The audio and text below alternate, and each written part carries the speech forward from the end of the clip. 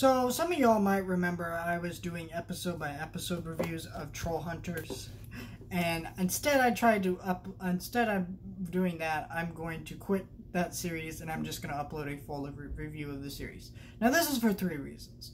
Number 1, the entire show has come out, and it didn't come out episode by episode like I'm reviewing it. This was a show that was intended to be binge watched. It was created in that way, and so I guess, episode by episode reviews are fine, and I enjoyed making them, but it's not really the best way of reviewing it.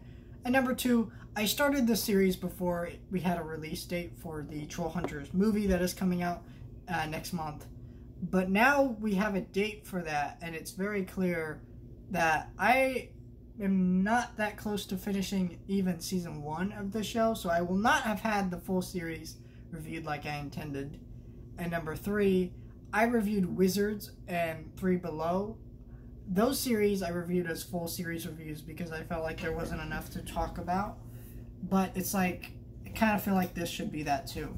So I'm just going to review this as a full series, and it'll just be easier for people to go back and say, hey, alright, he reviewed the Trollhunters show, 3 Below, Wizards, and the movie coming out, which I'll be talking about when that releases on Netflix next month. So let's talk about this movie. Not this movie, this show. The show is pretty good.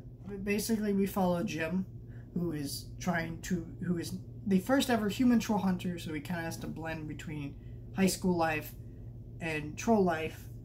And I will say, if you heard that premise before, kind of a kid who has to balance normal life with, different life, it's kind of what Spider-Man's about. It's kind of a thing that, a lot of movies and shows deal with. And this show is very generic a lot of the time, but I think what separates this show well is great execution. Like, it's clear that the people who made this show loved what they're doing and they wanted to make a good show, and they did. And the animation's beautiful. This is animated by Dreamworks, and a lot of their Netflix cartoons, I wouldn't say they look ugly, I just don't think they look very good, a lot of them. But this is one of the few Netflix cartoons animated by them that looks beautiful. I mean, this looks like a film. In fact, this was created to be a film originally.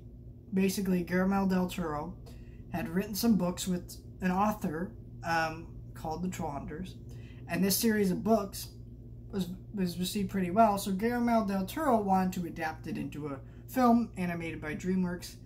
And he realized he had too much story and world to tell, so instead of doing that, he decided to make this a movie, and or a series, and that really worked well. It made a really good show. All the characters are great, the animation, voice acting is great. It's all around a great show, has a fun story, and I just can't get enough of this show, this world, and the characters, and I rewatched this show quite a bit because it's just a fun slice of life show, and I'd highly recommend it.